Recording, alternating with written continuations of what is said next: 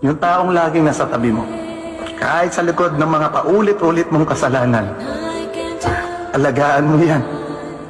Nanalo ka na. Yung naiirita ka, dahil putak siya ng putak, paulit-ulit.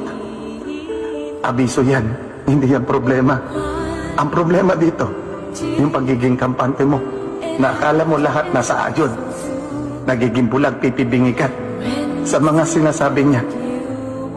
Maniwala ka. Ikaw yung magiging problema. Dahil ikaw yung magiging lason sa relasyon. Yung sa tingin mo konting paliwanag lang kinabukasan, tahimik siya, wala siya sinasabi, okay na kayo. Umiiyak na sa gabi yan, hindi mo lang alam. Tinuturuan niya lang sarili niya na tibayan para huwag kang iwanan. Pero huwag mong hintayin na ikaw mismo ang magtuturo sa kanya o paano ka bitawan. Alam mo yung masakit. Yung ikaw mismo yung magbubukas ng pintuan